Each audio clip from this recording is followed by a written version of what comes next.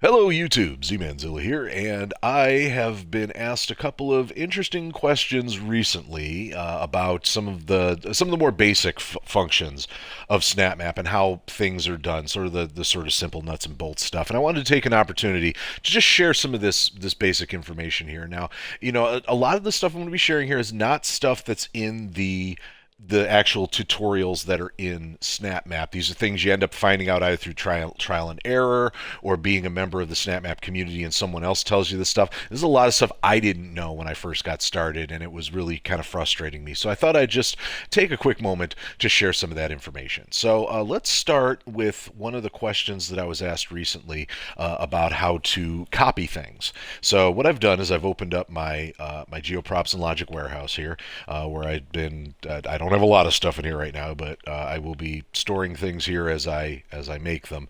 And there was a question about copying logics and things like that. So if you're not familiar, SnapMap has a clipboard feature.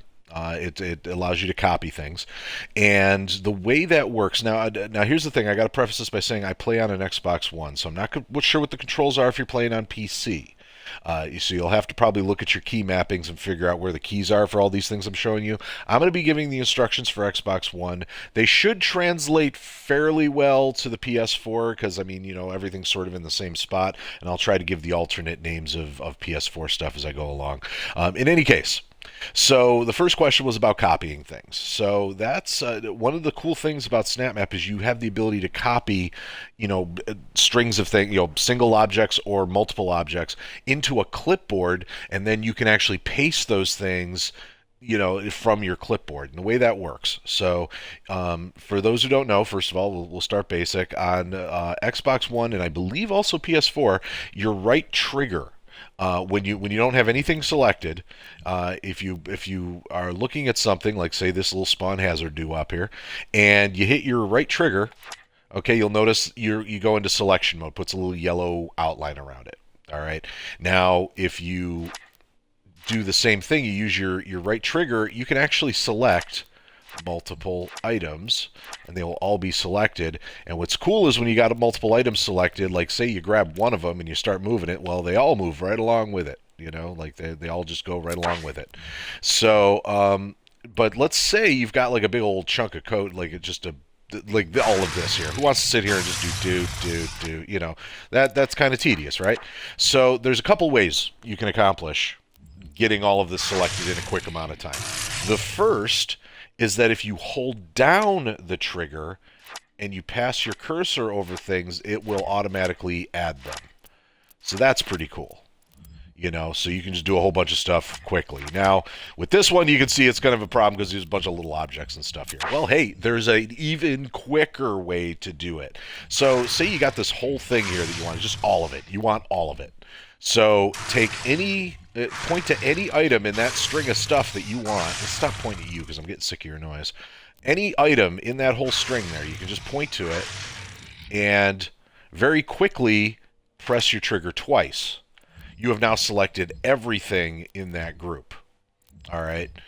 Okay, so now you know how to select everything, but how do we get it into the clipboard, you might be asking? Well, so what you would do in this case, and oh, by the way, just real quick, when you do this double tap thing here, where you just sort of click twice, all right, you'll notice it selects everything that's connected. That's why you got to be careful with this feature, because say, for example, this was connected to this, right? Now you've selected all this stuff, but what if you didn't want this stuff? Well, then, there's two options. One, you can sit there and just go through and unselect all of this stuff, but, that's a pain, The thing is that, like, say, for example, like, if you try to do this technique in, say, Devil City Ransom, where literally everything is connected together in one form or another, you're going to end up copying so much extra code. So that's the only problem with doing the double tap thing, is you really got to make sure that whatever you're trying to copy is isolated. Because if you accidentally copy stuff that's like, like just way over here, like say I got a switch that's setting off something way over here, and I double tap that, and I'm not paying attention, and I copy that whole thing to clipboard. Well, now I've got another group of objects way the heck over here, and when I try to paste them, I'm going to have a really hard time later because they could end up outside of the realm of your map, or you just end up with extra weird crap floating in your map, and nobody wants that. So be very careful with this technique. That's why I have very carefully with the code that I have in my GeoProps and Logic Warehouse.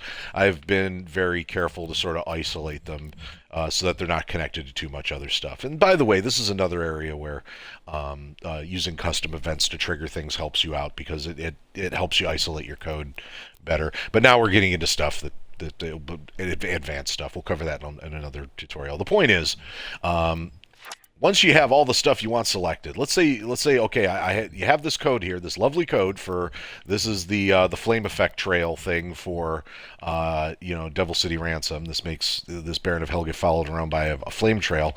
So you want to copy this whole thing into another map. So what you do with everything selected, you do your little double tap, select everything, or however you want it. Say you only want to select part of it, whatever you want to do.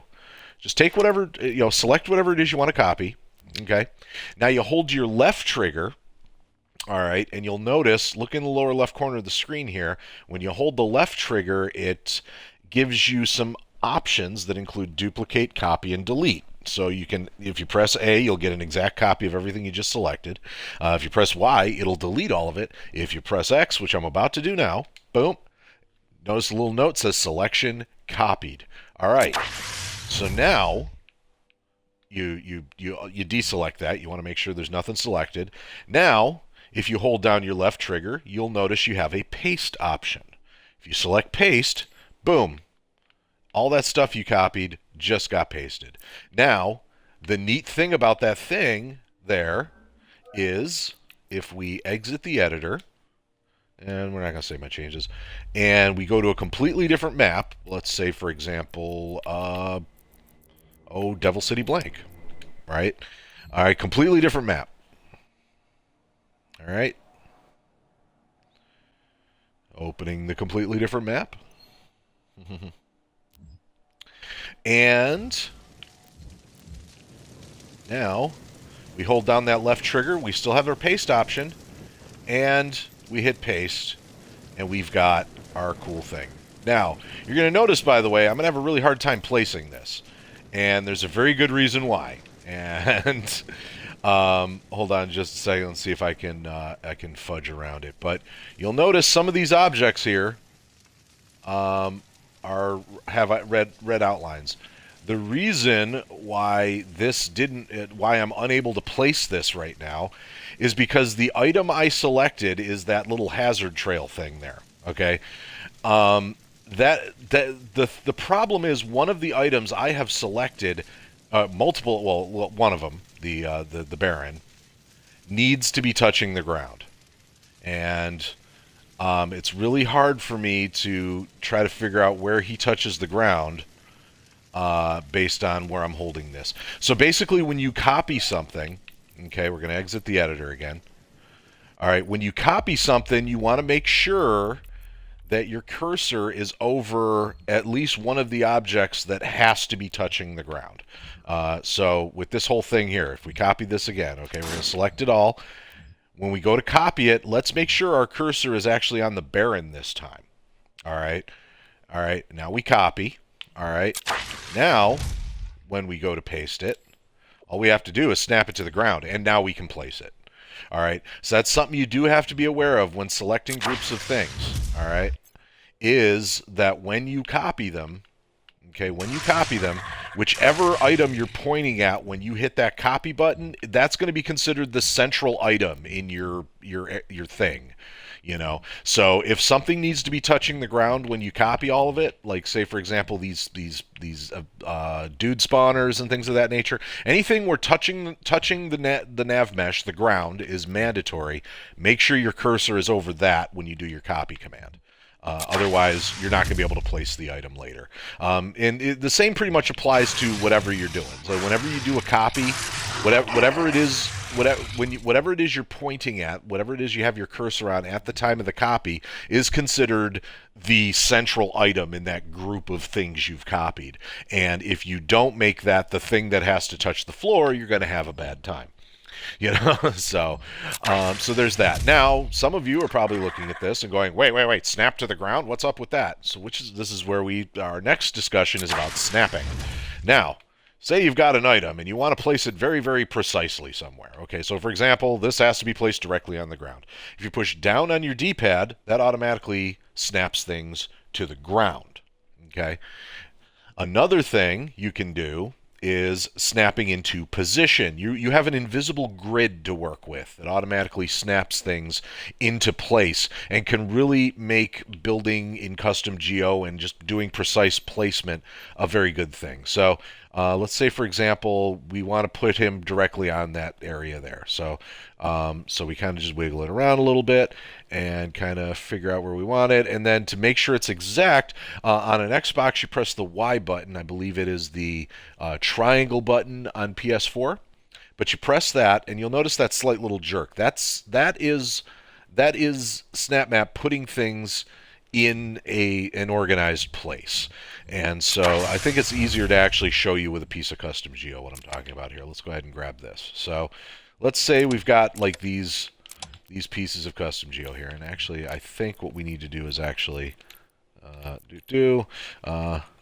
let's see, was it 64 is the correct number. Now we're gonna, you may be asking, why am I working with the number 64? Alright, so the reason I'm working with 64, you can actually set your grid size to whatever you like. I set it to 8. The reason I set it to like 8 or multiples of it, like something that's a factor of 16, basically. I'm about to give an explanation that a lot of computer science majors are just going to sort of like roll their eyes and shake their head a little bit, but it's the simplest way I know of to explain what it is I'm about to say. So humans count 1 to 10. 1, 2, 3, 4, 5, 6, 7, 8, 9, 10. That, in math, that's called base 10. And the reason why humans count in base 10 is because we have 10 fingers. That is literally the reason why humans invented counting in base 10. We do all of our math in base 10. Computers do their math in base 16. That's called hexadecimal. And the reason for that has to do with the reason binary works and all that fun stuff. And again, like I said, the computer science majors are going to be shaking their head a little bit. This is a very oversimplified explanation. But basically, the way to count to 10, humans count to computers count to 16. So computers like the number 16, and a lot of that translates into the way the old video games are designed. So I think a perfect example is if we grab one of these classic textures, you'll notice that I need to find one that is based on 16. But anyway. I'm diverging a bit from the topic here, but the point is that a lot of textures, a lot of the old classic textures are based on 16, and so Doom used a lot of like base 16 to design stuff. So in order to really get the maximum potential out of the snapping feature, I highly recommend setting your grid size to something like 8 or 16, or basically something that's divisible by 8 or by 4 or whatever. Anyway, the point is, say you got this box here. All right, so now your grid is set to the grid is set to 8 in this particular case. All right, we've got this box here that's 64 by 64 by 64. All right, and we want to create a stack of them that all sort of line up. But when we try to do it manually, oh geez, look, it's taking forever, and we gotta and all this other stuff. And sometimes you're adjusting it, and it goes through the floor, and that's annoying. And whatever. So let's say we want these 3 boxes to all just be lined up with one another. Okay, so first thing we do, now when I adjust boxes, first off, I like to take them off the ground a little bit. So you'll see, because if you try to do this while it's close to the ground, sometimes it'll snap into the ground and it's really annoying. But so what you do is you kind of figure out where you want it to be. You push that snap button, okay, it snaps it into place, and then you push down on your D-pad. That slams it down to the ground in a very exact position. We take our next box, we get it sort of close to where we want it. Bam, bam. Now you'll notice it's still a little bit forward, but it's flush with that. So we just got to do some minor adjustments here. There we go. All right, hit our snap button, slam it down, perfectly lined up. Perfectly lined up. We can do the same thing with the third one. Boom, boom. Perfectly lined up, and that took us almost no time at all. And again, the key to that is, first off, make sure your object sizes work with your grid. So 64, 8 times 8 is 64. So 64 is divisible by 8. Your grid size is 8. Therefore, anything you snap in this grid environment is going to line up. With these objects that are divisible by 8. So that's why that works. And then, like I say, you just kind of get it sort of generally in the area. Hit your snap button, hit down on your D-pad. It's all lined up, and you spend almost no time doing it. So that is how you do snapping. All right. One more thing that I want to cover, and this is something that I keep seeing a lot in maps that I play in the review queue. And I'm not actually going to visualize this one. What I'm about to do is I'm really just going to share some knowledge here. But some newer mappers might have noticed that you'll try to spawn up a bunch of enemies, and you'll only about a dozen of them will show up. And you're probably wondering, why is that? Why is it that, like, I put in a bunch of enemies and they don't all show up, or sometimes I have to kill some to make others show up, or what's the deal with that? Okay, the answer is that Snap Maps has a 12 AI limit. All right, so there can only be 12 AIs total active in your map at any given time. Well, great. I want. You know, what about all these maps where there's like hundreds of demons rushing me? Okay, so the reason why folks can trick you with that is because there's a little bit of spoofing going on. You can actually tell the map to spawn more than 12 AI, but once it hits that 12 AI limit, those extra ones won't come out. So the trick in that is that you have to spawn up your enemies in such a way where A, the player doesn't notice that the new AIs are spawning up, and B, you're doing it in a way that sort of makes sense with the combat. So, like for example, like Void Runner is kind of famous for what people call the Horde of Horrors. This idea where you're all of a sudden you're just rushed by like 50, 100, 200 imps just out of nowhere. You'll never see. It's very difficult, almost impossible, in fact, to see where Void Runner has his spawners set up. But what he's doing is he's setting up spawners sort of in a place where the player is almost completely unlikely to be at the time, and setting the AIs so that they come out and meet the player, usually like with an assault command or something like that. And it's easier to do with imps because you can use spawners and set them to, you can have what are called horde imps, and horde imps will automatically like just bum rush the player. So what happens is the player is sort of like stuck in this one spot while all of these AIs are coming out to rush him and throw him back and stuff. Meanwhile, all of the whenever you're killing one of the imps, another imp is spawning up in that spawn area you can't see, and is coming out to meet the player, and it just keeps this kind of cascading wave of enemies going. But that's how that you got to understand that if you're fighting what is clearly more than 12 AIs in a single room, and you're not sure how that's happening, the answer is there's some spoofing involved. The bare bones fact of the matter is you can only have 12 AIs on the field of battle at any given time. That's anywhere in the map. So, that's why when you're setting up these guys, it is very important to make sure you're putting show on start equals false. When you're using, try to use spawners whenever possible, because spawners don't automatically throw an AI into your map without you knowing about it. They only throw them in when they're spawned.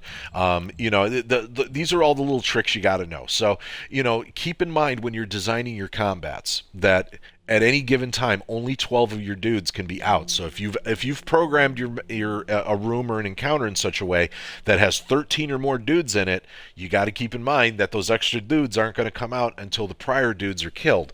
And if your map absolutely depends on there just being a ton of dudes in one area, you got to plan around that. That's just something you have to plan around. Perhaps at some point I can do a more detailed explanation of some tips and tricks of how to work with that AI limit. But right now, this is just information sharing. This is just me letting some of the newer Snap Mappers know this is something you're going to want to deal with. So that's all I pretty much wanted to cover for this particular tutorial here. If you have any other basic things that you've been trying to figure out how to do that you're not sure how to do, and you want me to do a video about it, please let me know in the comments. And of course, be sure to like, comment, and subscribe if you have not already. Thanks for watching.